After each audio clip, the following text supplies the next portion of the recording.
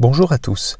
Pour ce second podcast, nous allons parler du marché des systèmes d'alarme sans fil et de l'avènement des nouvelles générations d'alarmes que l'on pourrait qualifier d'alarme 3.0 ou alarme next-gen pour reprendre les codes du marché des jeux vidéo.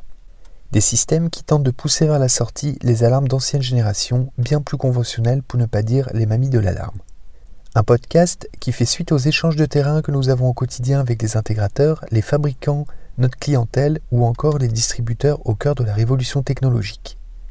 Le marché des alarmes sans fil est un secteur qui, hélas, saura trop longtemps rester campé sur des positions binaires avec peu d'évolution, une poignée de fabricants, du matériel plutôt rustique et une dépendance accrue entre l'utilisateur final et les sociétés d'installation ou de télésurveillance. Une époque pas si lointaine et qui pourtant semble totalement révolue au vu des attentes actuelles des clients. Dès la création de ce blog en 2013, nous commencions déjà à observer cette tendance s'inverser, épaulée bien sûr par l'avènement du tout épais qui, à cette époque, aura surtout apporté une véritable fracture technologique dans le domaine de la vidéosurveillance, longtemps ancrée dans des solutions analogiques totalement désuètes. L'anti-intrusion, elle, a eu bien plus de difficultés à monter au créneau, comme nous l'évoquions très régulièrement lors de nos articles de blog ou discussions.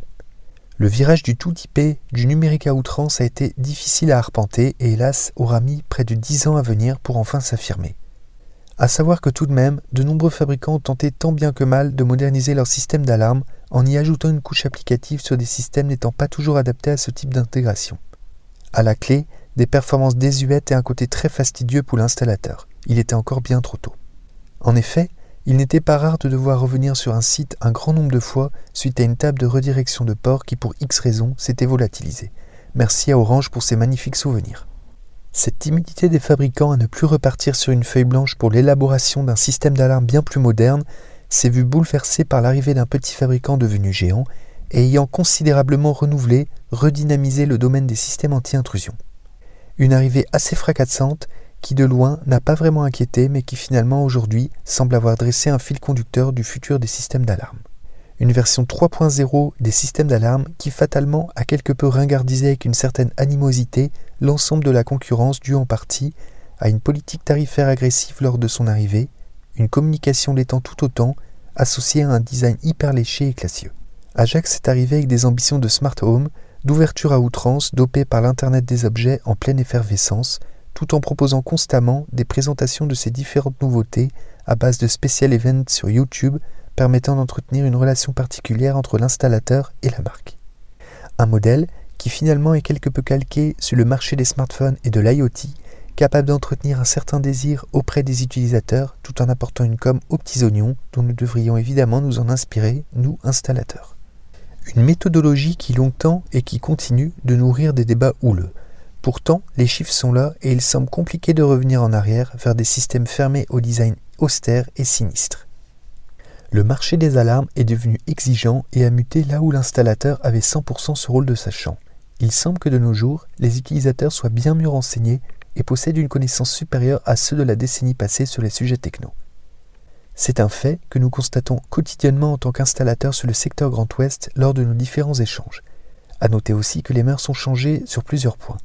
Là où auparavant, seule la fiabilité comptait pour un système d'alarme dû à leur passé houleux de mitraillette à déclenchement intempestif, il semble qu'aujourd'hui d'autres variables soient rentrées en jeu, dominant même le critère de la fiabilité.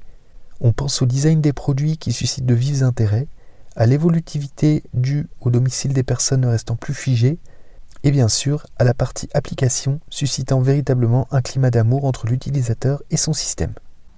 Ces modèles d'alarme de nouvelle génération dites Smart Hub à la manière d'une Ajax, d'une AX Pro ou d'une Daiwa sont construites autour d'une application et non sur un hardware auquel on aurait ajouté la partie application en cours de chemin pour suivre les tendances.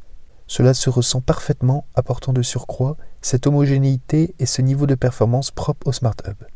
Des performances étant liées également à un hardware très musclé et dont la magie ne vient guère des fabricants, mais étant plutôt liée aux géants de l'électronique ayant réussi à apporter cette miniaturisation à outrance de leurs composants électroniques.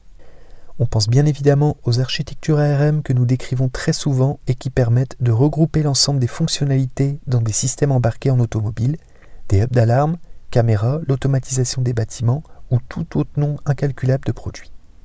Ce type d'architecture est capable d'intégrer un système d'exploitation en temps réel, de la mémoire vive, les différents processeurs de traitement audio et vidéo, ou encore les interfaces réseau et USB, le tout dans une seule unité. Nous avions épilogué à ce sujet lors du test de l'IMU Ranger SE et vous invitons à le lire ou relire sur notre blog www.ass-security.fr/blog si vous souhaitez plus de détails. Pour ce dernier chapitre, soulignons bien sûr l'avènement du P2P associé aux multiples services sur le cloud ayant permis à ce type d'alarme next génération ainsi qu'aux caméras de s'imposer plus facilement en simplifiant grandement la mise en service, mais aussi leur utilisation au quotidien. Pour nous, installateurs comme pour les utilisateurs, les mises en service se font en toute simplicité, apportant une vraie révolution absolument tangible. La maintenance ne nécessite plus autant de déplacements et le smartphone semble bel et bien devenir l'outil parfait de n'importe quel technicien en courant faible, dans le domaine résidentiel j'entends bien. Notons également le bond en avant fait en matière de sécurité, devenu un enjeu majeur pour les fabricants. Avec une surface d'attaque de plus en plus forte due à la pléthore d'objets connectés dans une maison ou dans les entreprises, la dynamique cyber est devenue une variable indispensable et ce type d'alarme semble bel et bien l'avoir compris. Là où les systèmes anciens ne pouvaient pas toujours être mis à jour de manière simple ou de manière complète comme nous l'évoquions souvent dans nos différents articles, les Smart Hubs, eux, se mettent à jour automatiquement sans la nécessité d'action de l'utilisateur, ce qui apporte une véritable révolution, participant pleinement à cette dynamique d'avenir sécuritaire. Notons également l'arrivée des notions de cyber-résilience ou de cyber-évaluation qui tendent à mieux encadrer l'IoT ou le numérique en général à travers la promulgation de différentes lois, très souvent européennes. Pour clore, je soulignerai que bien que possédant de nombreux réfractaires, ce type d'alarmes ultra connectées sont à mes yeux le futur de la protection des habitations. En environnement professionnel, notons que certains fabricants apportent du nouveau, surtout sur le volet intégration et communication. Il est toutefois fort probable que l'avancée soit plus lente qu'en environnement résidentiel, étant un véritable terrain de jeu à toutes les technologies, ce qui est bien sûr normal. Le marché professionnel est un marché différent, qui possède une plus grande inertie de décision et où la notion de risque est bien plus importante. Les applications importent moins et l'automatisation, la performance et la fiabilité sont les variables bien plus plébiscitées dans ce type d'environnement.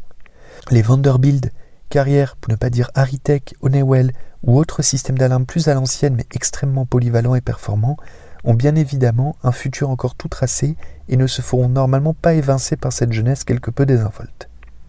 Merci à tous d'avoir suivi ce podcast. Pour découvrir d'autres sujets, vous pouvez nous retrouver sur notre blog à l'adresse www.ass-security.fr/blog.